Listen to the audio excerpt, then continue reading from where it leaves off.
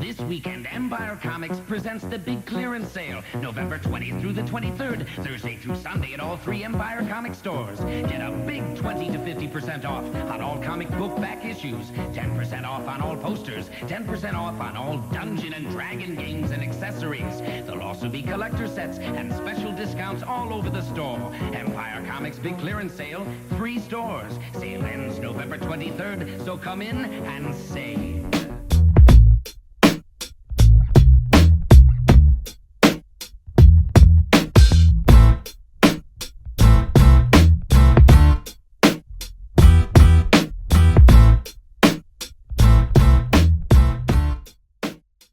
What's up, everybody? It's John with John Sports House and Collectibles coming at you with a brand new video. How's everyone doing out there today in the YouTube universe? A comic book video. Going to show some pickups they've got recently.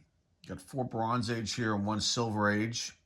And I'll try to throw in a book from my collection. Try it a little bit faster this time. See the first one right now. This is Marvel 2-in-1. These are definitely growing on me, and they're relatively inexpensive.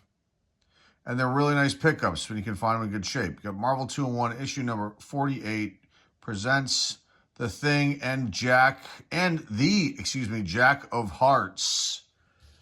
Jack of Hearts.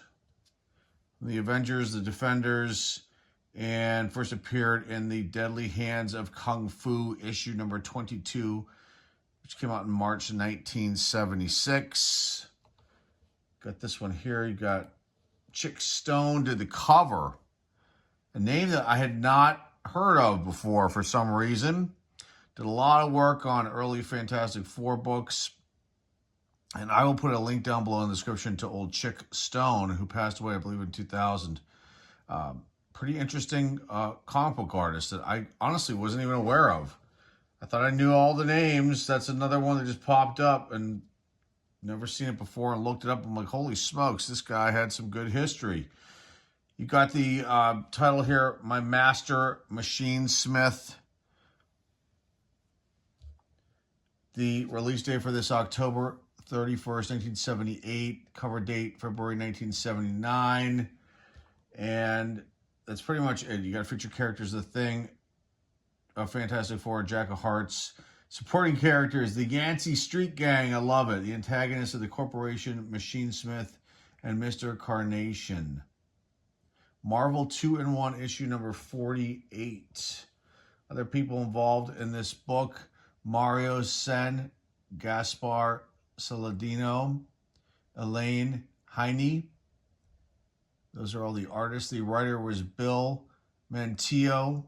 And the editor was Roger Stern. Came out on my birthday. Well, that's the publication date. February 10th, 1979. I was 10 years old when the publication date hit. But this came out months before. Okay, let's get some quick prices and go on to the next book. You've got a 9.8 coming in at $113. No numbers on 9.6s and 9.4s. 9.2 worth $36. No 9 information, 8s, $22. No 7 information, 6, $13, $14. No information on 5s, a 4, $4.49. A 3, $4. A 2, $3 on average. This goes for $3 to $4. There have been a whopping total of 40 of this issue graded. 40 copies graded. 28 of that being 9.8s. Awesome copy here. Marvel 2-in-1 presents The Thing and Jack of Hearts. The Jack of Hearts, once again. Issue number 48. On to the next one is a DC Bronze Age book. It's Shade the Changing Man, issue number 2. I do not have this issue. I have issue number 1. I might actually have 2 copies of issue number 1. And if you can't tell already, that's a Steve Ditko cover, and this character was created by Steve Ditko. Pretty awesome stuff. Shade the Changing Man was part of the Suicide Squad for a second, Justice League Dark, Justice League Multiverse, and the Justice League. And this was Steve Ditko's baby. The cover work also with Gaspar Saladino. I'm going to check and make sure I'm saying his name right. And he was also the writer on this one, along with Michael Fleischer. He was the penciler. That's Steve Ditko, that is the inker. You have Liz Berube, was the colorist. You got Bill Morse, the letterer, and the editor is Jack C. Harris. The executive editor was Joe Orlando. Shade the Changing Man, issue number 2. Story title is The Forms of Destruction. And there have only been a whopping total of 26 copies of this comic book graded. The release date, August 10th, 1977. Publication date, September 1977. August 1977 was the publication date. So, pretty good stuff. I love the Steve Ditko covers. No longer with us. And Pennsylvania Boy, too, I believe. Okay, quick values on this one. This is obviously not a key, but still a cool one. Not really valuable. 9.8, $61. 9.6, one for 64. A 9.4, one for 66. There's not, maybe there's just not any 9.8s out there. Or maybe they're asking for too much. 9.2, $64. No 9s, 8, 22. No 7, 6, $12. No 5, information. A 4, $3.84. 11, you get down this low, these weird numbers. $3 for a 3, $2 for a 2, on average, ungraded, $3 to $4. From 1977, DC Comics Shade the Changing Man, issue number 2. I love the cover. Die shade my enemy, die shade my friend, die shade my lover. Love it. It's awesome stuff. Very cool. Let's get on to the next one. You got some Marvel Bronze Age from 1976. This is a reprint. Still very cool to see and find, and in pretty decent shape. Marvel Adventure featuring Daredevil. I don't remember this. This was like only a 6-issue run. I think it was bi-monthly. And they basically reprinted the older classic Daredevil stories. And this one, he's fighting Leapfrog. And this was originally the first story from Daredevil, issue number 25. Daredevil Matt Murdock.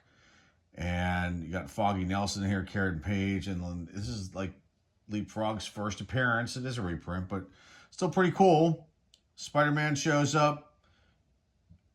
Kazar and Tri-Man show other mentions, Spider-Man and Kazar. You've got writer Stan Lee, cover artist Gene Colan, Frank Giacola is the inker, Artie Simak is the letterer, and the editor, like I said, is Stan. Oh, the editor is Stan Lee. The writer is also Stan Lee. Issue number 4 from June 1st, 1976, Marvel Adventure featuring Daredevil. The story title is Enter the Leapfrog. There have not been very many of these graded, a whopping total of 13 copies. People don't usually get reprints graded. I like to pick them up sometimes when they're of cool stories, cool characters. I'm a huge Daredevil fan. So I thought, it's like $3. I'm going to pick this up. Marvel Adventure featuring Daredevil, issue number 4. No real numbers on this one. Just ungraded, goes for about $3 to $4. Which is kind of low, even though it is a reprint. These older Bronze Age. No, it's probably like the middle of the Bronze Age when this one came out. Still pretty cool. Marvel Adventure featuring Daredevil number 4, issue number 4. Next one, part of that same series, Marvel Adventure featuring Daredevil, issue number 5. Pretty cool stuff. You got Stiltman in here. Release date on this one was August 1st, 1976. Same cast of characters, Lee, Colin, Giancarlo, Artie Simak. Gene did the cover. And this is the first story from issue number 26 of Daredevil, called Stiltman Strikes Back. Again, Matt Murdock, Foggy Nelson, Karen Page. Got Stiltman, who is also known as Wilbur Day. Got Leapfrog showing up again, and the Masked Marauder is mentioned. Or identity is revealed, excuse me. You got mentions here of just some general characters. James Cagney, Perry Mason, Alec Guinness. Those are not normal people. Those are all actors. Interesting stuff right there. August 1st, 1976, Marvel Adventure featuring Daredevil. There is some sort of like little weird splotch here. I didn't really look that close to see what that is. If that's something funky or if there was a print error on this issue. There have only been a whopping total of 16 copies of this book graded, 2 9.8s, and no real information on pricing, just on average goes for like $3 to $5. And a nice pickup, even though it is a reprint. Like I said minutes ago, love my Daredevil, and these are cool. Maybe someday I'll pick up earlier Daredevil copies and start to build my little run for the old Daredevil on some Silver Age books. Okay, on to the last one, and then we'll get into one from my Silver Age book. Well, in this one location, it's getting kind of thin on the cheapo Silver Ages that are in like low to mid-grade kind of condition. So I may have to go to some other locations to try to seek these out. I mean, I could spend a few more dollars and buy a copy of a Silver Age book that's, maybe slightly better condition. But I like to dig. I like to find things that maybe I've overlooked. And here's one of them. Action Comics issue number 382 from November 1969. And this is a Kurt Swan cover. Also, Murphy Anderson had some hand in this as well, too. Leo Dorfman was the writer. Penciler Kurt Swan. Inker George Roussos. And the editor was Mort Weisinger. All names that we've said before here on the channel. Action Comics Volume 1, issue number 382. 2 stories in this one. You can see the first one on the cover here. Clark Kent, the Mad Magician. He's got like a marionette of Superman there. He's going crazy.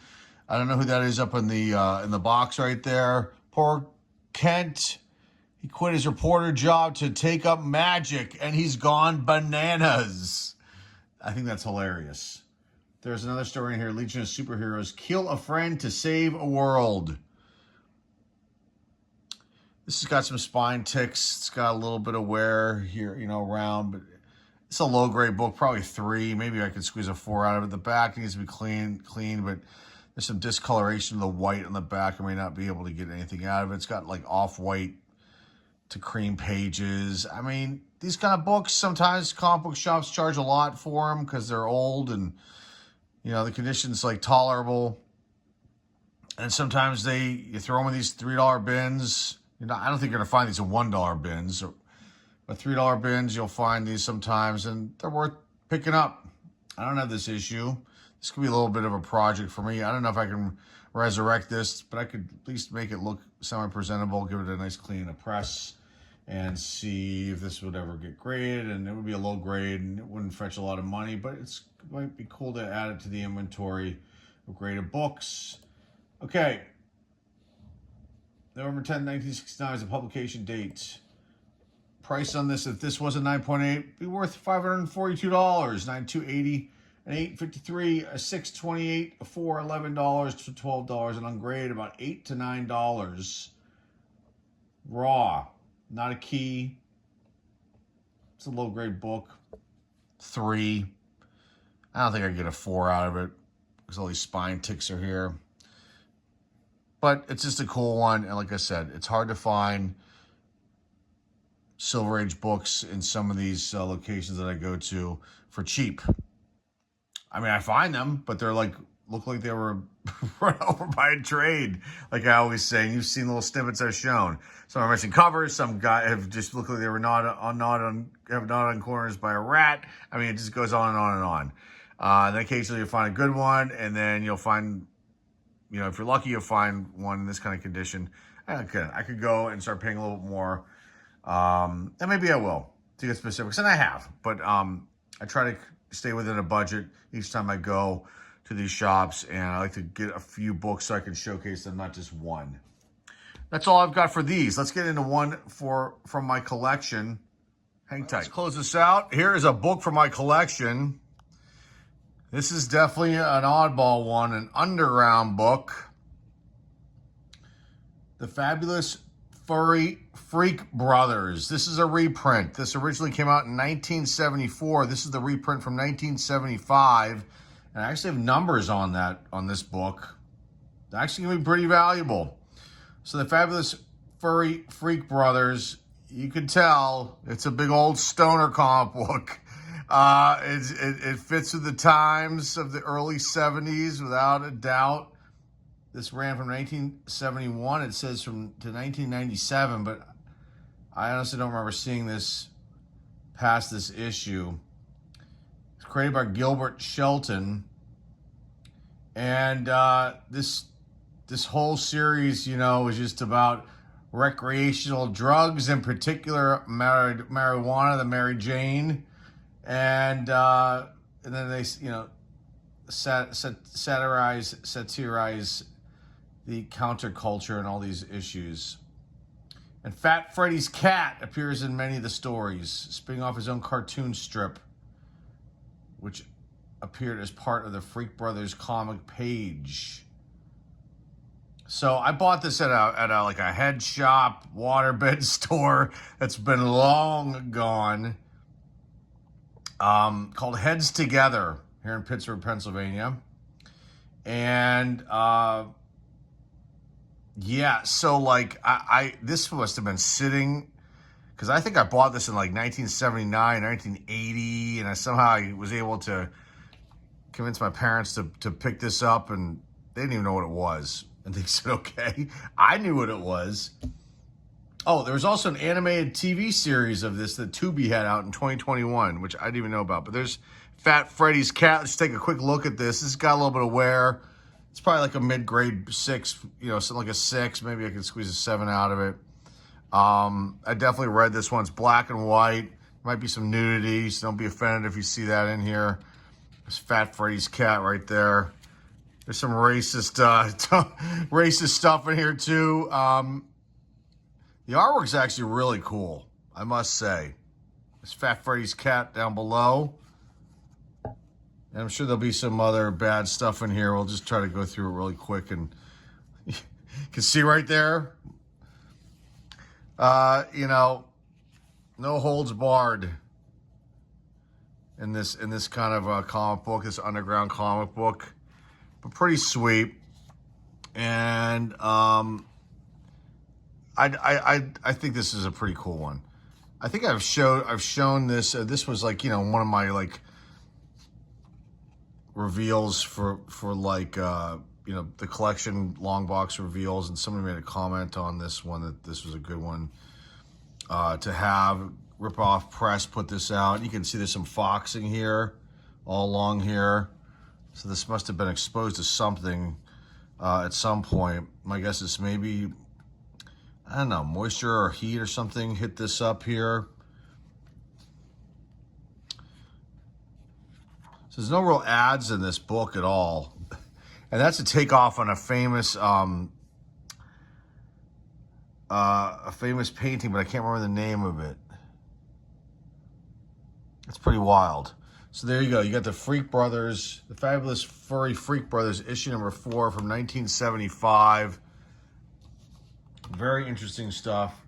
Writer Gilbert Shelton, he's also the creator. Dave Sheridan and Luann Adkins, the artist Gilbert Shelton and Dave Sheridan. Publisher Rip Off Press, and that's all I've got. The original release date of this was November 30th, 1974.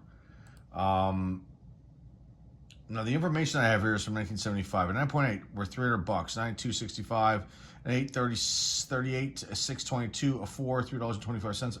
Average ungraded cost $6 to $7. The Fabulous Furry Freak Brothers. Let's put this one aside and put some books up and close this one out without pausing the camera. Put the Action Comics right in the middle. And then let's put the Marvels, the Daredevils on the bookends. This is lots and lots of fun. And these other two were awesome too. No question about it. I love making these videos. Hopefully they will eventually, pick up views and thumbs up and all that stuff within the comic book community. These are definitely fun for me. Much more fun than ripping packs of baseball cards, which I like to open up baseball cards too, but it's like, what's the point anymore of doing that? Maybe on a special occasion here and there, or a new release that I really want to check out. But these kind of videos are much more fun for me. Hopefully you enjoy them. And that's all I've got for you guys today, though. So I appreciate you stopping by. Remember to like, subscribe, comment down below, share this video with your friends, family, loved ones. The eBay store link is down below in the description. Till next time, folks, this is John with John Sports Cards Collectibles signing off, and I'll see you very, very soon. Take care. Far, far away, in another galaxy, the Knights of the Soul Star Order, defenders of justice and truth, have been ambushed by the evil magicians, the Dire Wraiths. The Soul Star Order has prevailed, and are now seeking out their scattered enemies. One of these knights has followed the trail of the Dire Wraiths all the way to Earth. This one the Dire Wraiths fear more than all others. This one has hounded them and kept them underground for centuries. This one alone could wipe them off the face of creation. He is Rom, Lord of the Soul Star Order. Rom, the Wraith Slayer. Rom, the Space Knight. Even he must be careful. The Dire Wraiths can assume any form they wish. Rom counters this with the energy analyzer. With it, he can see through appearances and determine the true essence of any being. Rom also has a weapon unique to his order, the neutralizer, which can disorganize any molecular structure. He has rocket pods, which can instantly send him soaring.